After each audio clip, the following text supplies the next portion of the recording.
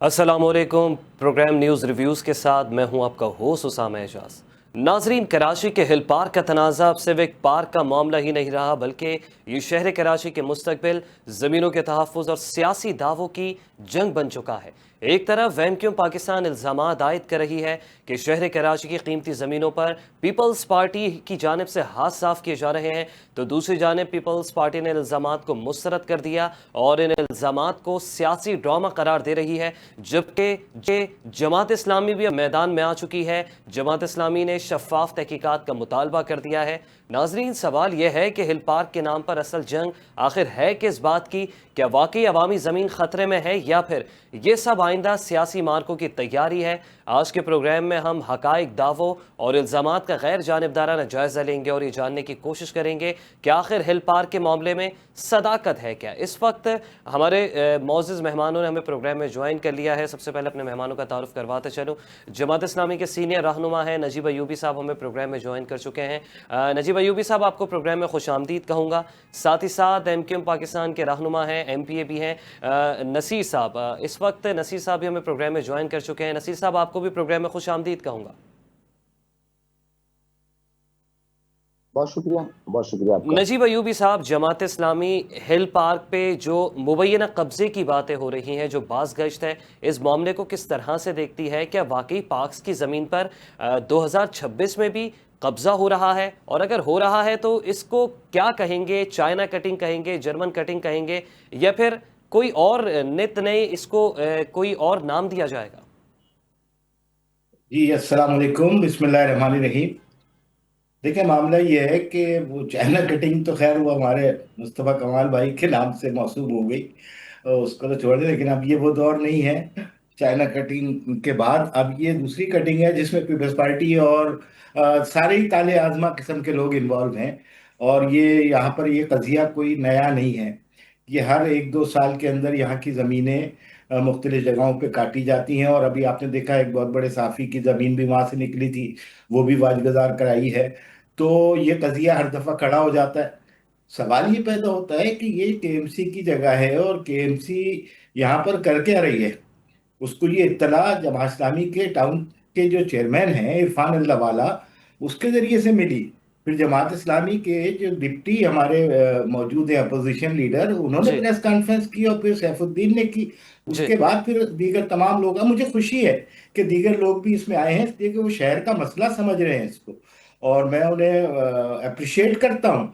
लेकिन असल सवाल ये पैदा होता है कि अरबों रुपए की इस जगह के ऊपर ये किस तरीके से ये काम हो रहा है। इस वक्त भी जितने भी पार्क्स हैं और पब्लिक प्राइवेट पार्टनरशिप के नाम पर जी। उनको जो बेचा जा रहा है, तो जब ये तहकीकात होंगी जिसका हमने मुतालबा किया है, तो फिर पता चलेगा कि कहीं ऐसा तो नहीं है कि जैसे झील पार्क जो यहाँ पर मौजूद है तारिक रोड के पीछे, जी। इस झील पार्क को भी पब्लिक प्राइवेट पार्टनरशिप के नाम पे बेच दिया गया।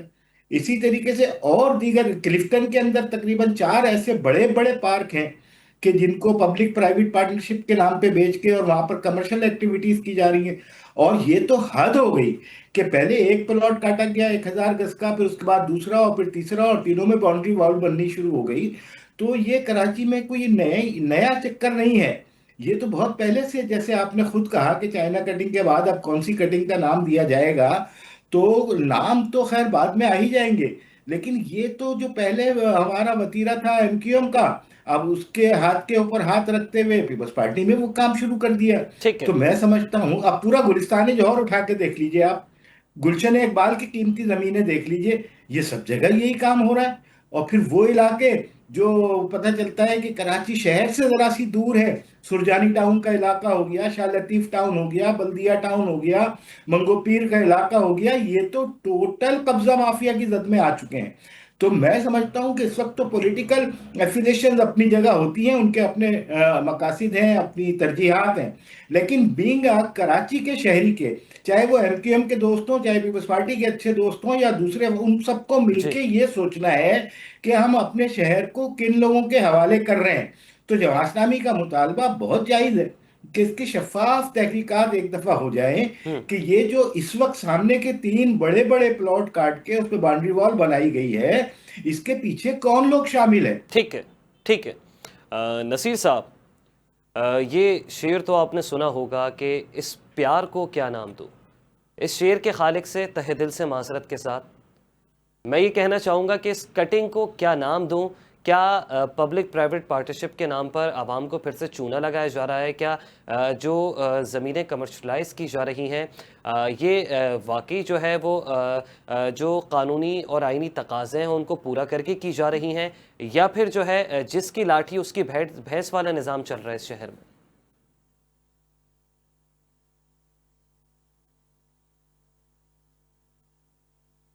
बहुत शुक्रिया असामा, आपने मुझे अपना मौक़िफ़ देने के लिए, बल्कि मैं ये समझता इनकम का मौक़िफ़ देने के लिए इस प्रोग्राम हुँ, में मुझे मदद किया।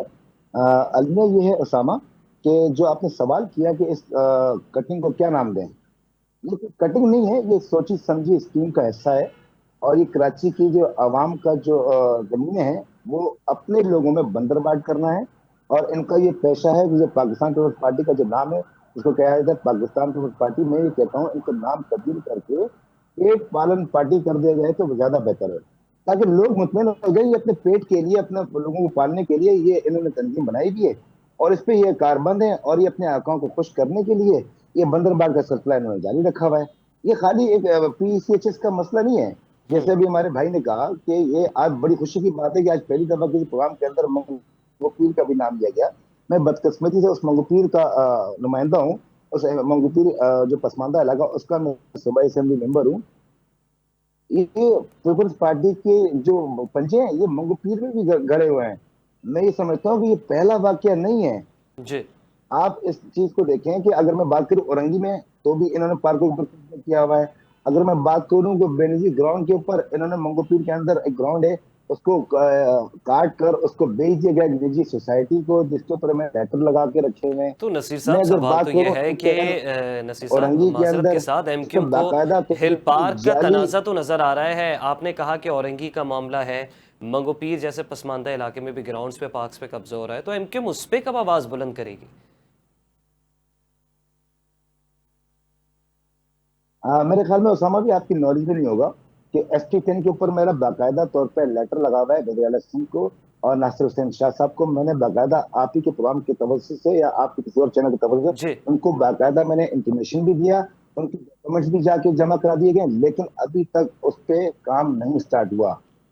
अगर बात करूँ बेनज़ीर ग्राउंड के ऊपर जो मंगोपीर के अंदर है, उसके ऊपर मैंने असेंबली के फ्लोर पे आवाज़ उठाई थी, उसको बाकायदा तौर पे प्लेट में सजाकर निजी सोसाइटी के हवाले कर दिया हुँ, गया।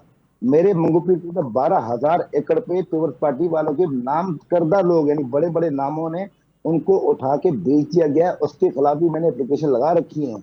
लेकिन मसला अलमिया ये है सामा भाई, हम किसके आगे बीन बजाएँ? जो इनके कर्ता-धर्ता है, जो इनके मालिक हैं, जो इनके वारिस हैं, ये तो उनको खुश कर रहे हैं।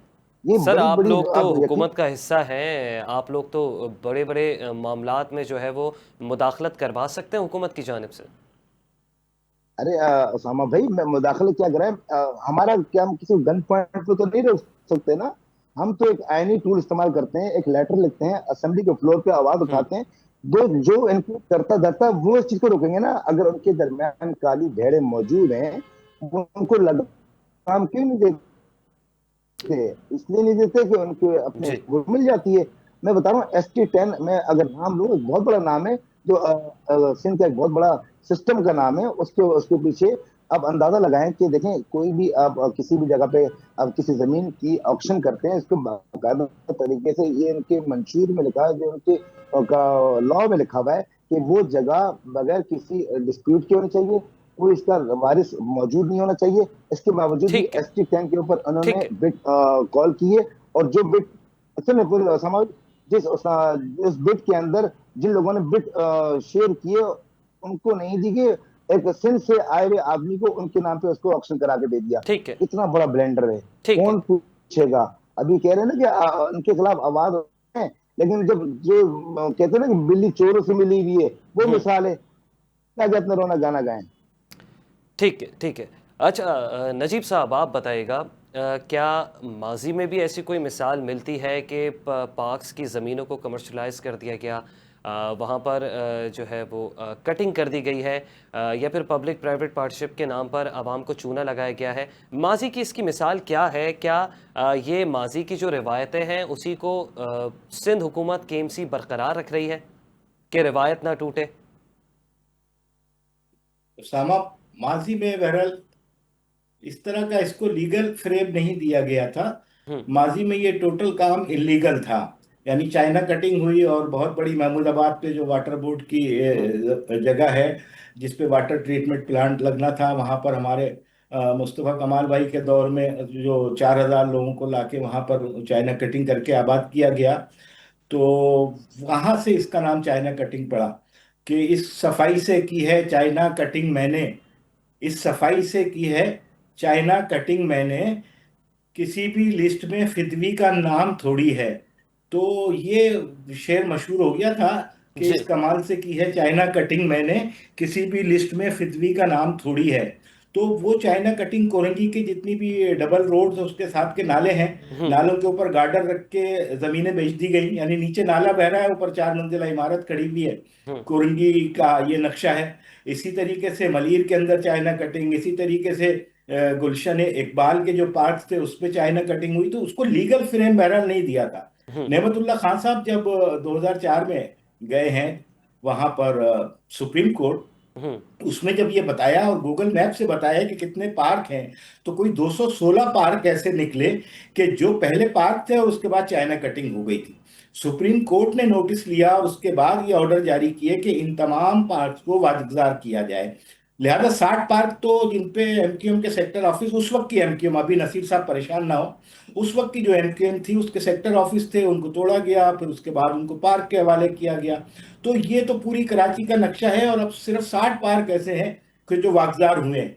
लेकिन इस वक्त जो पीपल्स पार्टी ने गेम चलाया हुआ है, इसको इन्होंने बल्दिया के अंदर कोई करारदाद या वो लेके आए जबरदस्ती की, जो करारदाद नहीं थी, वो भी एक जाली पेपर के जरिए इन्होंने पब्लिक प्राइवेट पार्टनरशिप करके वो देना शुरू। क्लिफ्टन में 5 जगहें हैं, तारिक रोड पे कोई 3 जगहें हैं, हम्म। गुलशन इकबाल में जगह जगह ये मामला किया हुआ है कि जो भी इनको बच्चों का पार्क नजर आता है या खेलने की एक्टिविटी होती है उसका आधा हिस्सा ले लेते हैं और इसको पब्लिक प्राइवेट पार्टनरशिप करा अपने जियालों को ये बांट रहे हैं।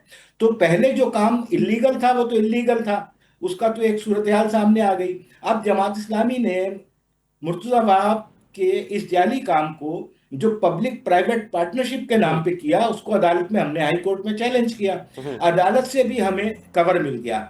अदालत ने कहा कि पार्क की जगह पार्क ही की जगह होगी और उसमें रेफरेंस बना सुप्रीम कोर्ट की उस ठीक है। रेफरेंस का कि सुप्रीम कोर्ट ने ये कहा था। तो नजीब साहब, लेकिन अब उसके जमात जवाब इस्लामी में ये चाहती दोबारा है कि गए इस हैं, हवाले से मुकम्मल शफाफाना तहकीकात हो? उसके अलावा कोई हल ही नहीं है। ठीक है देखिए, जब सर, अगर तक तहकीकात में कोई इसकी तहकीकात, बेज़ाब्तियाँ दिखाई दी और फिर कोई फैसला ऐसा नहीं आया, अवामी मफाद में कोई फैसला नहीं आया, तो फिर जमात इस्लामी का इस हवाले से अगला लाएअमल क्या होगा सर? शहर के मफादात की बात है ये। देखिए इस वक्त सिर्फ मैं आपको बताऊं, एक तो बात को हम थोड़ा सा हकाइक पे देखें कि हम्म। इस इशू को सबसे पहले जमात इस्लामी के टाउन चेयरमैन इरफान अहमद अल्लाह वाला ने हाईलाइट किया।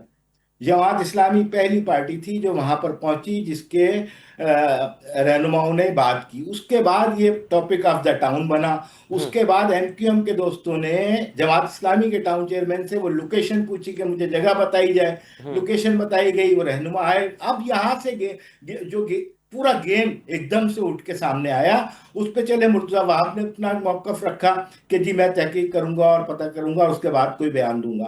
बिल्कुल इसी तरीके से जो जो लोग इसमें शामिल होते जाएंगे, अब एक अवामी राय आमा डेवलप हो रही है और ये एक बहुत अच्छा कदम है।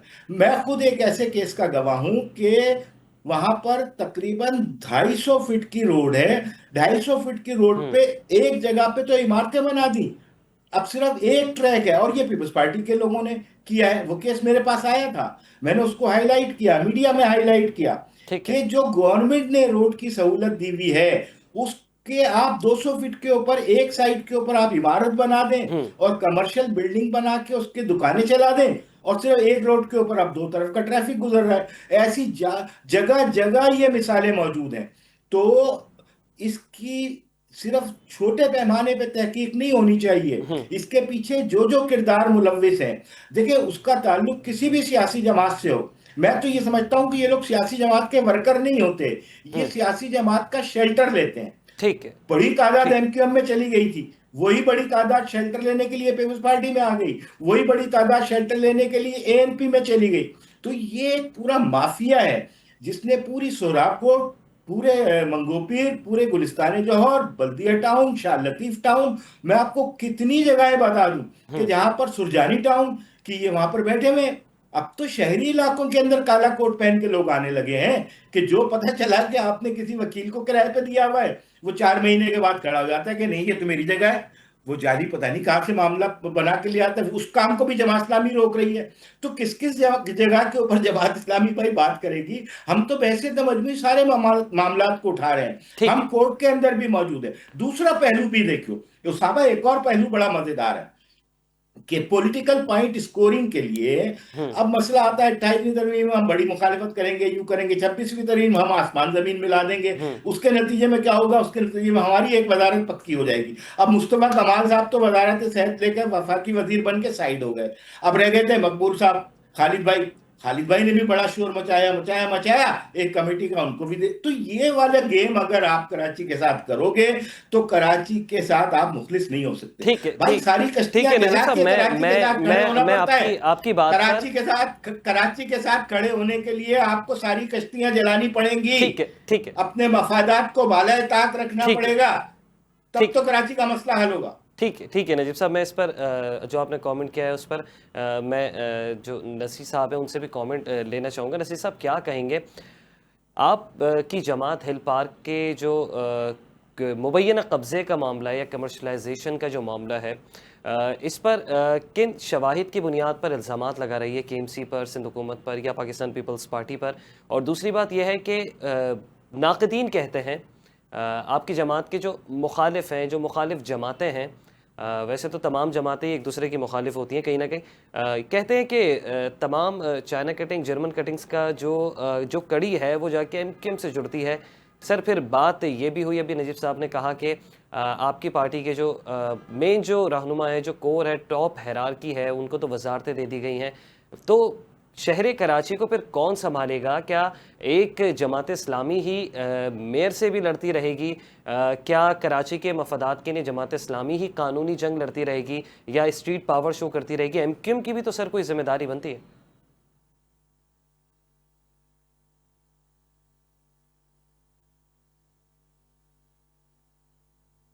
जी नसीर साहब। गुजारिश करता हूँ कि इनका जो मसला, मुझे मैं इनका मसला समझ गया हूँ। असल में देखें, अगर ये समझते हैं कि हमसे राब्ता करके लोकेशन ली गई, हमसे राब्ता करके इन्होंने उस हिल पार्क पर आकर बैठ गए और सियासत करने लग गए, मेरा इनसे सवाल ये बनता है कि जब ये जमीन अलॉट की गई है, केएमसी ने इसकी बिड की होगी, तो उस वक्त क्या इनके अपोजिशन लीडर सो रहे थे? इसका मतलब है इनकी नाअहली थी कि इनके अपोजिशन लीडर को काउंसिल के अंदर जब बिल लाया गया होगा, उसकी बिडिंग हुई होगी, उसकी फॉर्मेलिटीज पूरी की गई होगी, उस अपोजिशन लीडर पे सो रहे थे? क्या इनको नहीं पता चला कि इतना बड़ा कारनामा होने जा रहा है और ये जमात इस्लामी सो रही है? जब एमक्यूएम ने यहाँ पे कदम रखा तो इनको होश आ गया, भाई तो गलत है। ये क्या हमें अपोजिशन लीडर जमात के नीचे इतना पार्टी कर चुकी है, एमक्यूएम और जाके मैदान उतरे, घूम की आवाज बनी है तो सिर्फ और सिर्फ एमक्यूएम बनी है। जमात इस्लामी की अगर मैं बात करूं,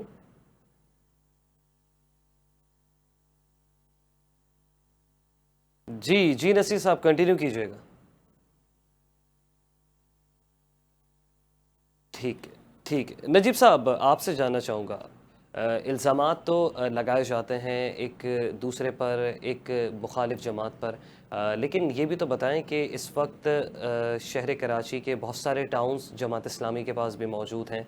तो क्या जमात इस्लामी ने जो एक आवाम से कमिटमेंट किया था कि हम पार्क जो है वो फिर से असर नौ तामीर करेंगे, रंगो रोगन करेंगे, तो आपको लगता है कि इस पार्क को जमात इस्लामी कानूनी आइनी तरीके से बचाने में कामयाब हो जाएगी? देखिए ये पार्क किसी टाउन के अंदर तो आता नहीं है, ये तो बराह रास्त बल्दिया उस्मा कराची के पास आता है, ठीक है। इसी नौयत के कुछ पार्क्स हैं जिनकी तस्रीह मौजूद है कि वो किसके अंडर में आएंगी। हाँ, रह गए जवां इस्लामी के पास जो टाउन्स के अंदर पार्क आते हैं, उन पार्क की सूरत हाल ये है कि उसमें तकरीबन 134 पार्क पूरी आबोताब के साथ पार्क की हैसियत से चल रहे हैं। और उसमें सारी एक्टिविटीज अल्हम्दुलिल्लाह जो पार्क की होनी चाहिए विदाउट एनी कमर्शियल एक्टिविटी, जी। वो कोई नहीं हो रही। तो अल्हम्दुलिल्लाह सबसे ज्यादा पार्क भी जमात इस्लामी के टाउन में ही रेनोवेट होने का काम हुआ है। हम्म। इसके अलावा कोई टाउन ऐसा नहीं है जो इस तरह पार्क की रेनोवेशन का काम किया हो। जी। अब असल में बल्दिया के पास जो अब इख्तियारात हैं वो सिर्फ दो चीजों के इख्तियारात हैं। इस जमाने की मौजूदा बल्दिया की बात कर रहा हूँ। हम्म। एक तो वो पार्क की रेनोवेशन का काम कर सकती है, दूसरे लाइटों की तनसीब का काम कर सकती है। जहां तक कचरा उठाने का काम है वो सॉलिड वेस्ट मैनेजमेंट ने सिंध की हुकूमत के तहत दे दिया। जहां तक पानी की सप्लाई और सीवरेज की निकासी और उसकी खराबी का काम है वो सारा काम वाटर एंड सीवरेज बोर्ड बना के वो भी मेयर साहब के अंडर में है और वो सिंध हुकूमत के पास चला गया। जी। बिल्डिंगों की जो मामलात हैं वो सारा काम सिंध बिल्डिंग कंट्रोल अथॉरिटी बना के वो भी कराची और बल्दिया के हाथ से ले लिया गया। दुनिया भर में किसी भी जगह ये मॉडल मौजूद नहीं है कि आप लोकल सतह के जो काम है जिसका ताल्लुक आवाम से है वो बल्दियाती नुमाइंदों से लेके सूबाई हुकूमत को दे दें। क्योंकि हमारा आइन का आर्टिकल 41 ये बात करता है कि तमाम इख्तियारात को नीचे डिवॉल्व होना चाहिए। नीचे डिवॉल्व होगा तो लोग जवाबदारी कर सकेंगे कि मेरी गली क्यों खराब है, मेरा हम्म। सीवरेज क्यों नहीं हो रहा, मेरे पास ये तो फला जमात ढक्कन से क्यों नहीं अलग लग है रहा। भाई, लेकिन ये सारे आपकी तो है ही काम नहीं। सिंध हुकूमत ने अपने पास ले लिए हैं। नतीजा ठीक है। क्या होता है? नतीजा ये हुआ कि इससे पीपल्स पार्टी के टाउन भी मुतासिर होते हैं, इससे जमात इस्लामी के टाउन भी मुतासिर होते हैं, हम्म। इससे दूसरे पीटीआई के भी टाउन मुतासिर हम्म। होते हैं। तो जब आइन के आर्टिकल 41 की आप इस तरीके से धज्जियां बिखेरेंगे तो उसके नतीजे में पूरे शहर कराची के साथ आप क्या कर रहे हैं? हम्म। तो आपने पूरे कराची को हवाले कर दिया है सिंध गवर्नमेंट के उन चंद वडेरों के हाथों कि जिनकी प्रायोरिटी कराची नहीं है। वो ठीक। सिर्फ पैसा लेने के लिए, अंगूठा लगाने के लिए, रजिस्टर के ऊपर अंगूठा बिठाने के लिए कराची आते हैं, अपनी तनख्वाह वसूल करने कराची आते हैं। उसके बाद उनका कोई वास्ता कराची से नहीं होता कि कराची एक ऐसी दूध देने वाली गाय है कि जिससे जितना निचोड़ लो। और यानी पानी हमारे पास हम्म। कराची के पास मौजूद नहीं है। पानी का इदारा वो आपने दे दिया उठा के सिंध गवर्नमेंट को, बिल्डिंगों का इदारा वो जी। आपने सिंध गवर्नमेंट को, रोड बनाने का इदारा वो मेयर साहब ने डायरेक्ट हम्म। अपने कंट्रोल में कर लिया, गटर ढक्कन लगाने का वो सिंध गवर्नमेंट के पास। अरे तो फिर आपके पास बचा क्या है? आप सिर्फ रोने पीटने और गाने के लिए रह गए। तो इस पूरे सिस्टम को रिवाइज करना पड़ेगा। और जब तक आप इसको रिवाइज नहीं करेंगे आप शहर की बेहतरी का ख्वाब छोड़ दीजिए। नतीजा क्या हो रहा है कि जो प्रोजेक्ट कराची के अंदर कराची के नाम पे हम्म। आते हैं वो भी पीपल्स पार्टी ने ऐसा सिस्टम बना दिया है कि उसमें भी तकरीबन 200% रिश्वत होने लगी है। मिसाल के तौर पे कराची के नाम पे आप टैक्स लेते हैं, लेकिन कराची के टैक्स के पैसे तो पता नहीं चलते। कराची में जो भी काम दिखाया जाता है आप कहते हैं वर्ल्ड बैंक के ताउन से हो रहा है, आप कहते हैं एशियन बैंक के ताउन से हो रहा है, आप सही। कहते हैं जापानीज बैंक के ताउन से हो रहा है। सही। अरे हाँ तो भाई, ये आज कराची ये के कितना 3,000 हाँ, आ गए। ये जो ताउन से हो रहा होता है तो ये कोई अब तो सत्ता रेजी वाला ताउन थोड़ी है, ये चलें। तो ठीक। सूद है। ठीक ये है तो नजीर साहब। ये तो सूद है ना उसामा भाई, उसामा। जी। तो मैंने तुमने सबने मिलके देना है। उसामा भाई थोड़ा सा मैं तो इसमें कराची के डालूंगा। पैसे कहाँ जाएंगे? ठीक है। कराची के पैसे तो आपने साइड में कर लिए, हम्म। मनी लॉन्ड्रिंग कर लेते हैं, उससे इलेक्शन लड़ते हैं, उससे इलेक्शन। तो ये जुल्म का निजाम है, इसको खत्म होना चाहिए।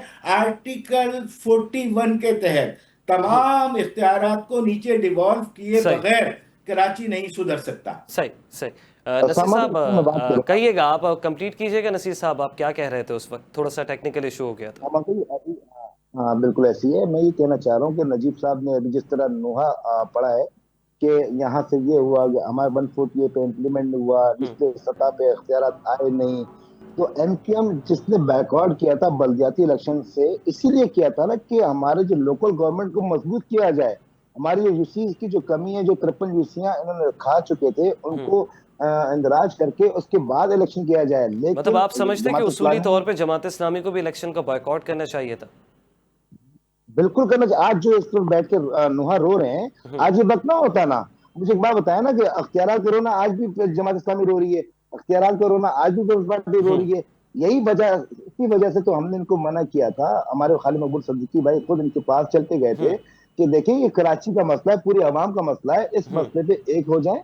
उसके बाद आज जितने जीतना है जीत लें, लेकिन जो कराची का असल हक है उनको मिल जाए। हम्म लेकिन उन्होंने इस पर बात नहीं, शर्मानी सलमानी थी, हम्म शर्मानी अपनी शेरवानी के चक्कर में थे। लेकिन आपको पता है गेम क्या हुआ, उन्होंने क्या पलट दी, उनको कैसा दिया उन लोगों ने, मुर्तजा बाप ने उनको, सही। लोगों ने खरीद लिया। लेकिन आज जो रोना रो रहे हैं, ये मेरी नजर में ये मगरमच्छ के आंसू हैं। इनको अपनी मौत नजर आ गई है। आज 2.5-3 साल, 3.5 साल गुजरने के बाद आज ये कह रहे हैं कि अख्तियारात हमारे निचली सतह पर नहीं पहुंचे। ये तो एमकेएम तो इलेक्शन से पहले बोल रही थी। मतलब क्यों आपको उनको लग रहा है कि शेरवानी के जमात शौक इस्लामी के में। साथ भी नसीर साहब वही सलूक हो रहा है जब 2015 में बल्दियाती इलेक्शंस हुए थे, मेयर बने थे वसीम अख्तर साहब, फिर जो उसके बाद जिस तरीके से नहीं इख्तियारात नहीं नहीं, के मामलात हुए, फिर नहीं, आखिरी दिन पे बड़ी प्रेस कॉन्फ्रेंस भी की गई, आंसू भी बहाए गए।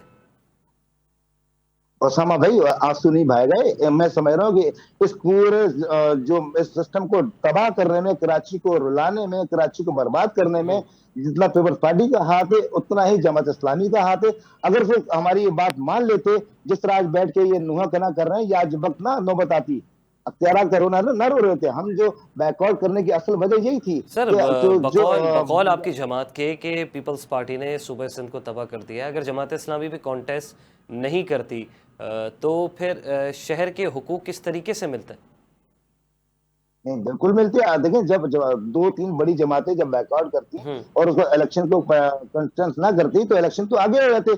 उसके आप देखिए ना, इलेक्शन होने के बाद, बल्दियाती इलेक्शन होने के बाद बेजरा मंथ या 2 मंथ के अंदर उन जो 53 यूसीज का ऐड कर दिया गया ना, हम्म वो एमक्यूएम की काबिश थी, जिसकी वजह से उनको 53 यूसियों को ऐड कर दिया। इसका मतलब है कि एमक्यूएम राइट पे थी। नसीर साहब, लेकिन इन्होंने, वो तो इलेक्शन के बाद हुआ ना, 53 यूसी जो आप लोग कहते हैं कि ये क्रेडिट हमारी जमात को जाता है कि हमने 53 यूसीज बाजियाब करवाई, लेकिन कहा ही जाता है कि एमक्यूएम ने लास्ट मोमेंट्स पे बॉयकॉट की कॉल दे दी, ऐलान कर दिया बॉयकॉट का, क्योंकि पीएसपी और एमक्यूएम की सीट एडजस्टमेंट नहीं हो पा रही थी। नया नया मर्जर हुआ था, नया नया मिलाप हुआ था पीएसपी और एमक्यूएम का। तो क्या ये भी वजह है बॉयकॉट करने की, या फिर ये सिर्फ कयास आ रही हैं? नहीं नहीं नहीं, सिर्फ देखें, ये मुखालफिन की क्या सराहियां होती हैं। हम्म बिल्कुल वाज़ेह हमारा ये मौक़िफ़ था कि अगर हम, जब मर्जर हो गया था, हम्म जो हमारे एमक्यूएम के कैंडिडेट थे वही इलेक्शन लड़ते हैं। लेकिन इलेक्शन उस सूरत में लड़ते हैं जब हमारे मुतालबात माने जाते, 140A का इम्प्लीमेंटेशन होता है, 53 यूसियाँ बढ़ाई जाती, हम्म उसके बाद हम इलेक्शन लड़ते हैं, ताकि हम मजबूत तौर पर एक बल्दियाती निज़ाम लेकर उतरते, ताकि लोगों को डिलीवर कर सकते। ठीक। लेकिन आप देखें ना, उस बल्दियाती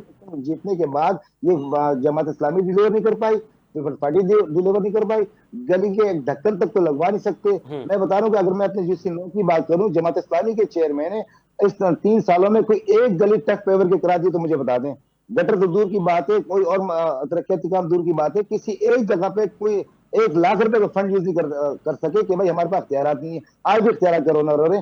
यही तो अलमिया है कि इन लोगों को उस तक दिमाग पे चढ़ी हुई थी कि हमने मेयर का इलेक्शन लड़ना है और मुझे मेयर बनना है। जो उनको बेचारों के ख्वाब टूट चुके हैं, अब वो बेचारे अपने आप को खिफत मिटाने के लिए अब कभी एमकेएम के ऊपर इल्जाम लग देते हैं, तो कभी पीपल्स पार्टी पे।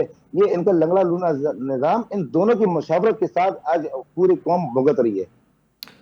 अच्छा, तो मैं आपसे जानना चाहूँगा नजीब साहब, आपने गुफ्तगू मुलाहजा की, आप समझते हैं कि वही सलूक जमात इस्लामी के साथ हो रहा है जो इससे गुज़िश्ता बल्दियाती हुकूमत में हुआ एमक्यूएम के साथ?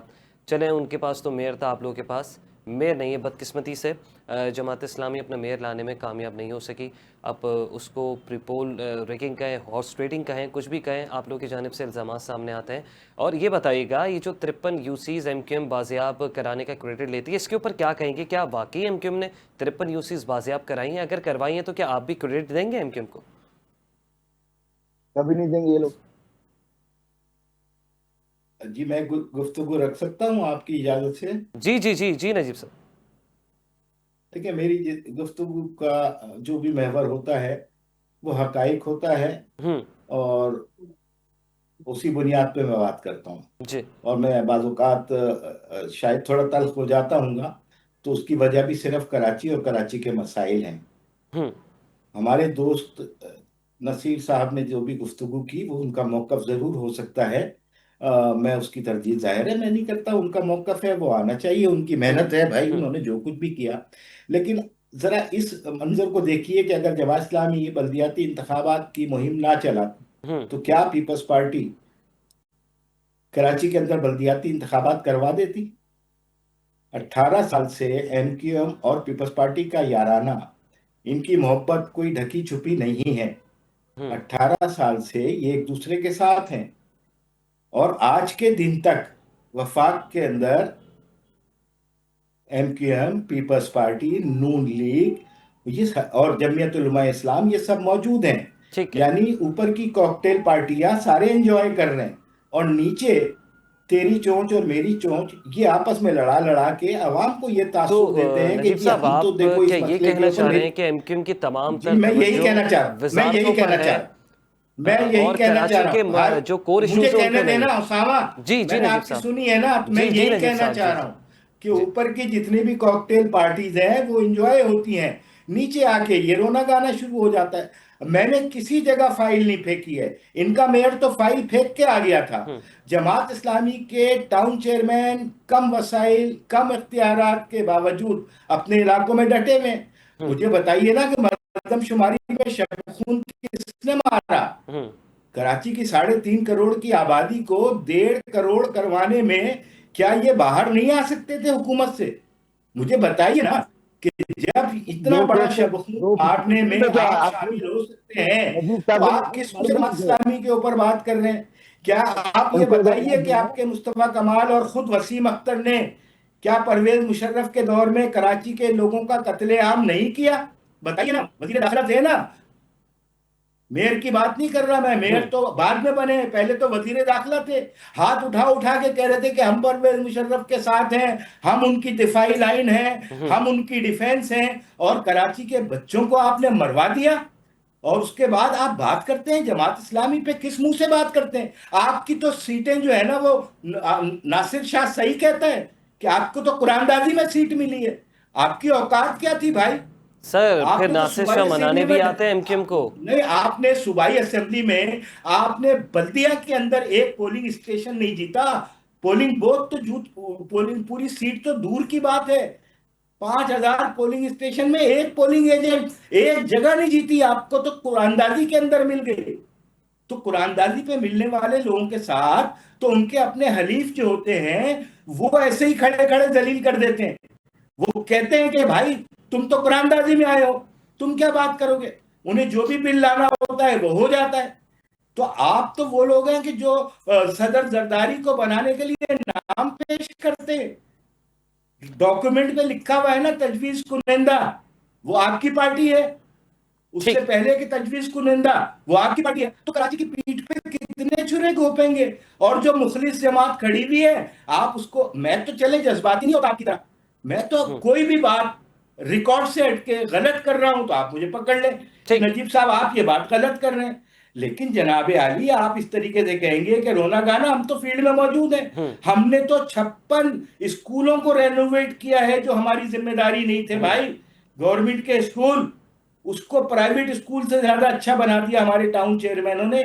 जितनी सड़कें इस वक्त मौजूदा मरे से मरे हालात में जमात इस्लामी ने बना के दिए, जी। किसी टाउन ने ये काम नहीं किया।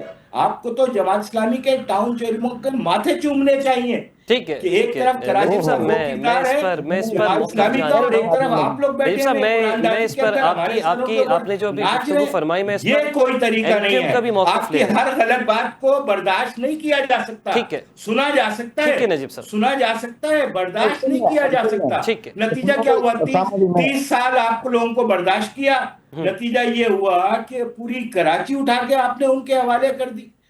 पहले 18वीं तरमीम के नाम पे सारे मामलात उनके हवाले किए। जी।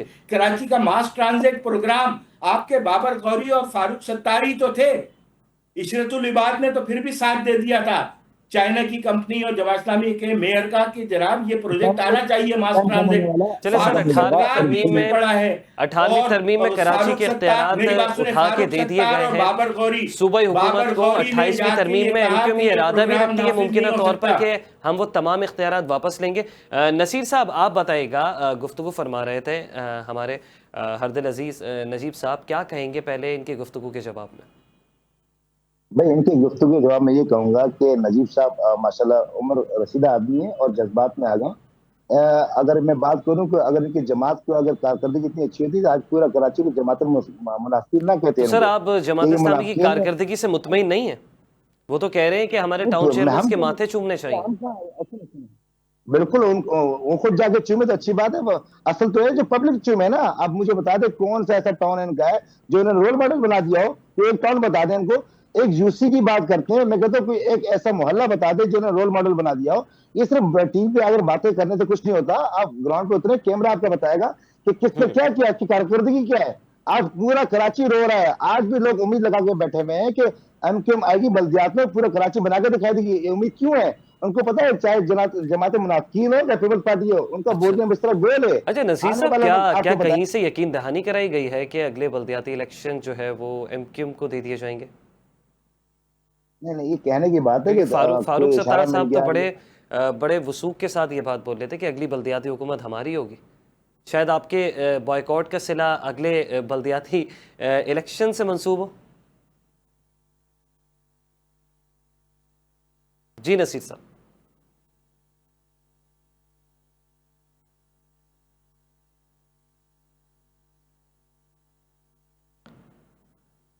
नाजरीन, प्रोग्राम का वक्त अपने अख्ताम की जाने पहुँचता है। नसीर साहब, आपका भी बहुत शुक्रिया, आपने एमक्यूएम का मौक़िफ़ बयान किया। नजीब अयूबी साहब, आपको भी बेहद शुक्रिया कि आपने जमात इस्लामी का मौक़िफ़ बयान किया। शहर के वसीतर मफादात की खातिर आप दोनों ने खुलकर अपने अपने कमेंट्स किए। हिल पार्क के मामले पर अगर बात करें तो इस मामले पर इल्ज़ामात और जवाबी दावे तो अपनी जगह हैं, लेकिन असल ज़रूरत अब हक़ाइक़ को सामने लाने और अवाम के तहफ़्फ़ुज़ात दूर करने की है।